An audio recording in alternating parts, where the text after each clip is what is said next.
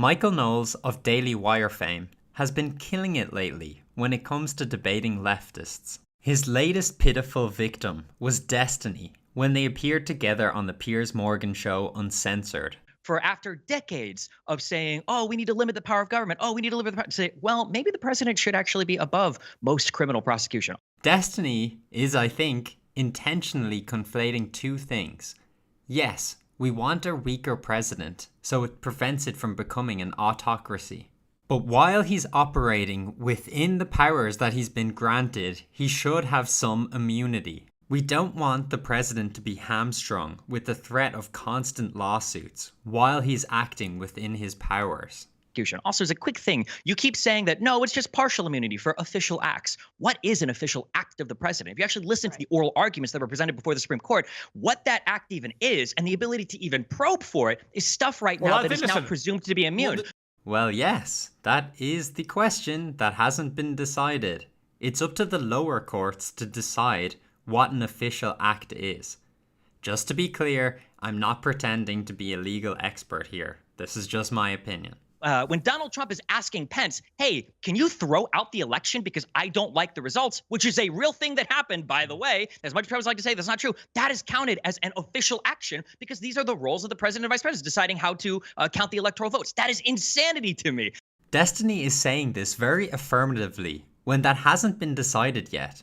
It's up to the court to decide what is and isn't an official act. You can dispute or object to any actions that Trump takes, but it is simply the case that when a president is carrying out his duties and is speaking to his subordinates in the White House, that is obviously official business. If he were to bring in a bunch of, I don't know, drug dealers and hookers or something, that would probably be an unofficial crime, not related to his duties as president. Although he does effectively dismantle Destiny's argument, I don't like his wording here. He makes it seem as if as long as the president is talking to his subordinates, whatever he orders them to do is okay, when that's not the case.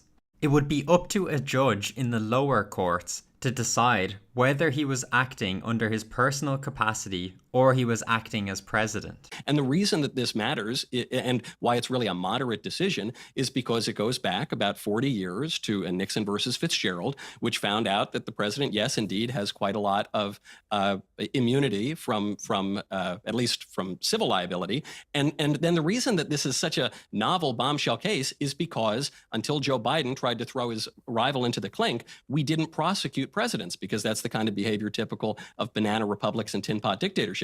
But the argument, and I'm sure you've read this, even if you've just read the first 25 pages, goes all the way back to the Marshall Court. It goes all the way back to the finding that the presidency does have certain privileges. It's not totally beholden to the other two branches of government. It's got an executive privilege. We have a separation of powers here. It goes back to the Federalist Papers when the framers of the Constitution said that they need a vigorous presidency because the problem with the first American Republic, which was the Articles of Confederation, was that you didn't have any strong executive power. So this is not something new. This is perfectly in keeping with the American legal tradition. And now the Democrats are really upset about it, not because it's an upending of American jurisprudence, but because they're going to actually have to run on their guy. They're not going to be able to cheat and throw the guy in jail or take him banish him to St. Helena. They're going to have a fair and square election, and they know they're going to lose it. Yes, and it wouldn't be so obvious that this is what the Democrats were doing if it wasn't for the pitiful porn star hush money accusations and the Russian conspiracy theory of election intervention. It's pretty obvious that they're going after Trump because he's Trump, not because of what he's done. Yeah, Can I just ask a quick question? I just want to hear just a quick question. Yeah. So you're saying that if a president were to order the assassination of a presidential opponent in an election, you're telling me that if he thinks it's for national security reasons, you defend that as being above any kind of review for criminal prosecution? But it's not above review, as Destiny said. That would be up to the lower courts to decide whether it was. If it was genuinely for national security reasons, if his political opponent had the nuclear codes and he was about to destroy America, then maybe it would be okay. If he's assassinating his political opponent because he doesn't want him to win, I don't think they would see that as him carrying out his presidential duties. As Knowles is about to astutely point out, Destiny is feigning that he has no faith in the justice system. But it doesn't really pertain to the actual judgment that came down, because they didn't say that the president gets to do whatever he wants. He doesn't get to go and assassinate his rivals. He doesn't get to do this, that, or the other thing. But he Why does not? have Sotomayor a very had that in her robust dissent. scope. She said he could do that and it'd be beyond review. She put that in her dissent. I did read her dissenting opinion. So how would it be not part of the official job as president? They order drone strikes, don't they? They order the military, don't they? He's the commander in chief, isn't he? Why wouldn't he be able to order the strike and say, you can impeach me if you want, but you can't hold me criminally liable. This is my official act as president. And if you're asking why, President Trump standing on Fifth Avenue and shooting his rival in the face, how we could possibly prosecute him for that, I think you just don't have any faith in the American legal tradition. And I think you're making an absurd argument. Boom. Destiny is completely destroyed. And to point out how non-novel this ruling is, and to see why Destiny's hyperbole isn't justified, Obama did something similar in that he bombed a 16-year-old American in Yemen, and he wasn't impeached, let alone persecuted for that, as it was determined he was acting under national security. And this is over a decade before this Trump ruling. I'm guessing, in dramatic fashion, if this 16-year-old boy turned out to be Obama's son, and he was doing it for reasons that weren't national security, he would be persecuted. Nobody remembers that Garland was supposed to be on the Supreme Court for almost a full year. McConnell said, we're not going to have that hearing. That is indefensible. Let me bring in Michael. Oh my God. Tommy has to leave in a moment. So Michael, come to you, then come back to Tommy for a final wrap from her. But Michael. Destiny, the principle that you're articulating, that a president should be able to put a judge on the court in an election year, or rather that you say Mitch McConnell violated, was a rule first articulated by Joe Biden in the 90s when he was trying to kill George Bush's judges. So, oh, the sweet, delicious irony. Oh, Biden threatened to do that exact same thing in order to block the first black woman on the Supreme Court? Ugh. But it's only bad when your guy does it. When my guy does it, it's okay. Democrats are sore losers. They keep losing over and over again, and that's when they start kicking and screaming and call foul play. They only hate the rules of the game when they know they're about to lose. They're terrified that Trump will win a fair election, so they'll do anything to stop that from happening. That you've got a president who's being prosecuted in this way. And that's the problem, because the vast majority of Americans, right, left, and center, have been saying in survey after survey that they view the prosecutions of Trump as primarily politically motivated. They view this as kind of corrupt. Exactly. And Destiny knows that. If he wasn't Donald Trump and he did the same thing, nobody would give a shit. The idea that the first American president in history to ever be convicted of a crime in a criminal court is convicted over something so pathetic and trivial.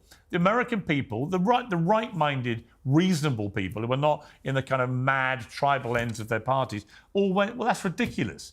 To think that we'd persecute Trump over some porn star hush money that nobody cares about. Compare that, for example, to Bush being pardoned by Obama for all the illegal torture that took place at Guantanamo Bay. Illegal torture? Yeah, whatever, who cares? Porn star hush money? No, you cannot do that. Easy to think that something is good because you look at only the surface level things. You go, oh, well, there were no new wars, so it must have been great. People say peace in the Middle East and forget that Iran attacked Saudi Arabia proper for the first time in all of history. Donald Trump did nothing. The entire Great March of Return, the border riots.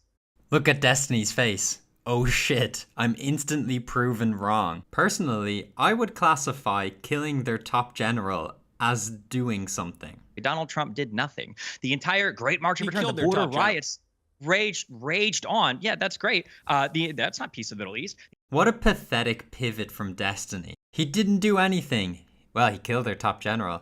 Okay, but he has to do it peacefully. Destiny is obviously feigning stupidity here, but sometimes you need violence to achieve peace. When people say peace in the Middle East, they're referring to the outcome from the actions.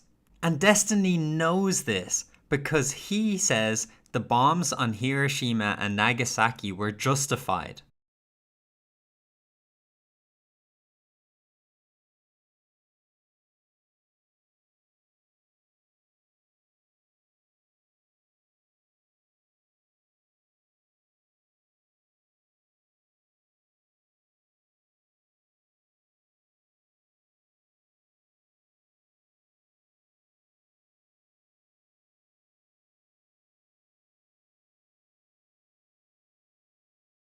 Here, Destiny demonstrates that he understands the principle that sometimes violent actions lead to peace, or at least more peace. And that sums up this whole debate.